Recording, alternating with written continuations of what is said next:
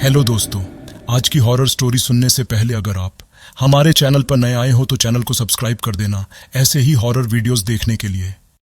कुलदीप कुमार हमेशा से अज्ञात और अनदेखे रहस्यों की ओर आकर्षित रहा था। समाज शास्त्र का छात्र होने के नाते उसका नवीनतम शोध उसे पुरुलिया की एक सुदूर और रहस्यमय बस्ती भूमलापुर तक ले गया, जिसे बहुत ही कम लोग जानते थे। बस्ती इतना अलग थलग था कि इसकी सीमाओं के बाहर कोई इसके बारे में कुछ भी नहीं जानता था।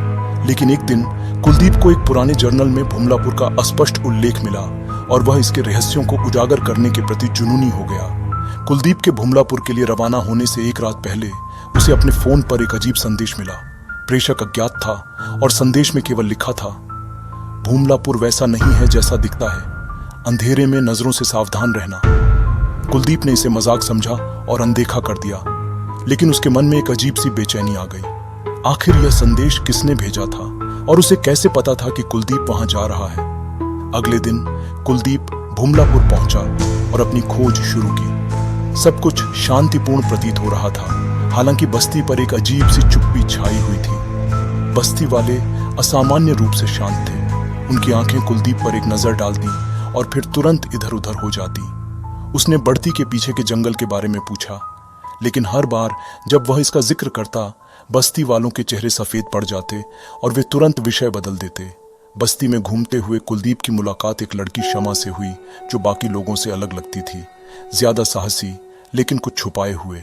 शमा ने उसकी रिसर्च में मदद की पेशकश की और उसे कुछ ऐसे बस्ती वालों से मिलवाया जिन्होंने भूमदा राक्षस नामक एक दानव की अजीब कहानियां फुसफुसाई। यह प्राणी उस वर्जित जंगल में रहता था और ऐसा कहा जाता था कि यह दानव इंसानी आंखों को खाकर अपनी शक्ति को बनाए रखता था। जितनी अधिक आंखें वह खाता उतना ही शक्तिशाली हो जाता। एक रात जब कुलदीप अपने कमरे में अकेला बैठा अपनी नोट्स देख रहा था, उसे दरवाजे पर धीमी दस्तक सुनाई दी। उसने दरवाजा खोला, लेकिन वहां सिर्फ एक छोटा सा कागज का टुकड़ा पड़ा था। उस पर लाल स्याही से केवल एक शब्द लिखा था, जाओ। कुलदीप का दिल जोर से धड़कने लगा, लेकिन उसने खुद को समझाया कि यह उसे डराने की एक कोशिश है। लेकिन वह नोट किसने छोड़ा था और क्यों? सच्चाई का पता लगाने के लिए प्रबल कुलदीप ने सभी चेतावनियों को नजरअंदाज करते हुए जंगल में जाने का फैसला किया। श्यामा ने उसे जाने से रोकने की कोशिश की, लेकिन उसकी जिज्ञासा बहुत प्रबल थी। एक अमावस्या की रात वह केवल एक टॉर्च और सच जानने की इच्छा के साथ जंगल में घुस गया। जंगल में कदम रखते ही हवा में एक अजीब मीठी खुशबू फैल गई, वही खुशबू जिसने उसके बस्ती में आने के बाद से उसे परेशान कर रखा था। उसकी टॉर्च झपकने लगी और फिर बुझ गई। फुसफुसाहटें वापस आ गईं, इस बार तेज, जैसे कोई उसका नाम पुकार रहा हो, लेकिन उसके आसपास कोई नहीं था। पेड़ों के बीच प्रतिबिंब नाचने लगी और उसे मुलायम कदमों की आवाजें सुनाई दी, जैसे कोई उसका पीछा कर रहा हो। अचानक कुछ ठंडा उसकी त्वचा को छूता है। कुलदीप ने तेजी से मुड़कर देखा तो उसके सामने एक जोड़ी चमकती लाल आंखें थीं। उसका दिल जोर से धड़कने लगा।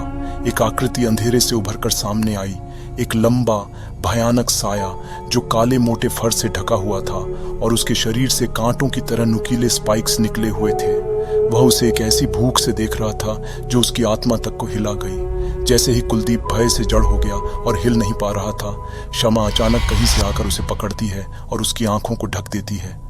मत देखो, उसने सख्ती से बोला, यह तुम्हारी नजरें चाहता है कुलदीप। कुलदीप का दिमाग दौड़ने लगा।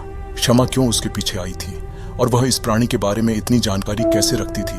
वे जल्दी से पीछे हटे और कुलदीप बमुश्किल जिंदा बच पाया। लेकिन कुछ अजीब था। शमा की आंखों में अंधेरे की एक चमक थी, एक सूक्ष्म बदलाव जिसे वह समझ नहीं पा रहा था। वह उसकी मदद क्यों कर रही थी और क्यों ऐसा लग रहा था कि वह कुछ छुपा रही थी? अगले दिन कुलदीप ने शमा का सामना किया। तुम शुरू से ज्यादा जानती थी, उसने आरोप लगाया। तुमने मुझसे बहुत कुछ छुपाया। शमा का चेहरा कठोर हो गया। तुम्हें यहां कभी नहीं आना चाहिए था कुलदीप। जंगल शापित है और एक बार जब वह तुम्हें देख लेता है तो तुम्हें कभी नहीं छोड़ता। भूमदा राक्षस असली है और वह उन लोगों को चुनता है जिन्हें वह चाहता है। तुम अब उसके निशाने पर हो। कुलदीप अवाक रह गया। निशाने पर? इसका क्या मतलब है? तुम्हारी आंखें कुलदीप, शमा ने फुसफुसाया। उसकी आवाज कांप रही थी। वह तुम्हारी आंखों के लिए आएगा। तुम सुरक्षित नहीं हो, न यहां न कहीं और। तुमने कुछ ऐसा जगह दिया है जिसे अकेला छोड़ देना चाहिए था। कुलदीप ने अगले दिन बस्ती छोड़ने की कोशिश की, लेकिन कुछ अजीब हुआ। भुमलापुर से बाहर जाने वाला रास्ता हर बार बदल जाता जब वह उसे फॉलो करने की कोशिश करता। चाहे वह कितना भी दूर चले, वह हमेशा बस्ती में वापस आ जाता। ऐसा लग रहा था जैसे खुद बस्ती ने उसे कैद कर लिया हो। हताश होकर कुलदीप ने मदद के लिए कॉल करने की कोशिश की, लेकिन उसका फोन काम करना बंद कर चुका था। हर बार जब वह उसे ऑन करता तो स्क्रीन पर वही डरावना संदेश दिखाई देता, अंधेरे में नजरें तुम्हें देख रही हैं। उसकी दृष्टि धुंधली होने लगी। उसे हर जगह भूमदार राक्षस की मौजूदगी का एहसास होने लगा, जैसे वह उसके आसपास ही कहीं छिपा हो, सही मौके का इंतजार कर रहा हो। आखिरकार कुलदीप को एक भयानक सच का पता चला।